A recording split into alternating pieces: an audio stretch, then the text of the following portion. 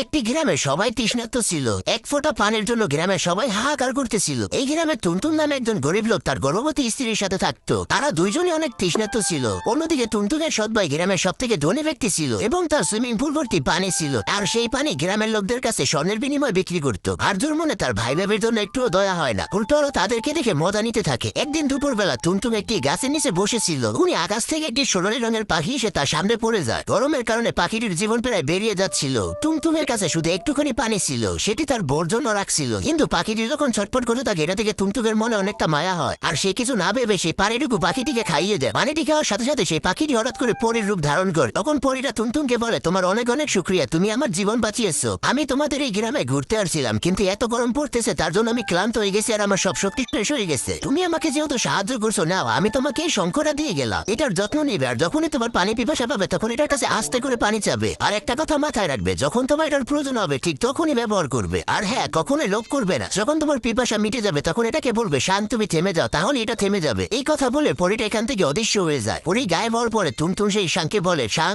একটু পানি দিয়ে দাও আমাকে। তখনই শাংকের ভিতর থেকে পানি বেরোনো শুরু হয়ে যায়। টুনটুন সেই পানি খেয়ে অনেকটা তৃপ্তি বোধ করে। তারপরে টুনটুন তাড়াতাড়ি করে এক বোতল পানি ভরে নেয় আর বলে, শাং এবার তুমি থেমে যাও। তারপরে শাংটি থেমে যায়। টুনটুন দৌড়াতে দৌড়াতে তার বাসায় যায়। তারপরে সেই পানি তার বউকে খাওয়ায়। তারপরে টুনটুন সেই পানি তার ক্ষেতের ভিতরে ঢালে। কিছুদিনের ভিতরেই তার ক্ষেতে অনেক ভালো ফসল হয়। তারপরে টুনটুন রাত্রে গ্রামের সবার বাড়িতে যেয়ে পানি দেওয়া শুরু করে। অন্যদিকে আর্য অনেক চিন্তিত ছিল, কারণ গ্রামের কেউই এখন আর তার কাছ থেকে পানি কেনে না। একদিন রাত্রবেলা আর্য গ্রামের সবার বাড়ি ঘুরে ঘুরে দেখতেছিল। তখন আর্য দেখতে পায় টুনটুন একটি শান থেকে সবার বাসায় পানি দিচ্ছে, আর এটা দেখে আর্যর মনে অনেকটা লোভ হয়। আর আর্য মনে মনে চিন্তা করে, যদি এটা আমি পেয়ে যাই তাহলে আমি অনেক বড় কোটিপতি হয়ে যাব। তারপরে আর্য টুনটুনকে মারধর শুরু করে দেয় আর তার হাত থেকে সেই শানটা ছিনিয়ে নিয়ে যায়। তারপরে সে জাদুর শানটা দিয়ে বড় একটা পুকুর খনন করে সেখানে আর্য সেটাকে নিয়ে যায়। আর্য শানকে চিল্লাইয়া বলে, এখানে পানিতে ভরে দাও। আর্যর চিল্লানোর সাথে সাথে শান থেকে পানি বেরোনো শুরু করে দেয়। 2 মিনিটের ভিতরে সেই পুকুরটা একবারে ভরে যায়। তখন আর্য সেই শানটাকে বন্ধ হইতে বলে, কিন্তু কোনোভাবে সেটা বন্ধ হয় না, কারণ আর্য সেটার মন্ত্র জানতো না। কিছুক্ষণের ভিতরে আর্য পানিতে ডুবে মারা যায়। আর মানুষ বলে এই পানির কারণেই নাকি আজকের দিনে সমুদ্র হয়েছে, আর ওই শান দিয়ে নাকি এখনো সমুদ্রের নিচে পানি বেরোতেই থাকে। বন্ধুরা, এরকম ভিডিও দেখতে হলে আমাদের চ্যানেলটা সাবস্ক্রাইব করে রেখো।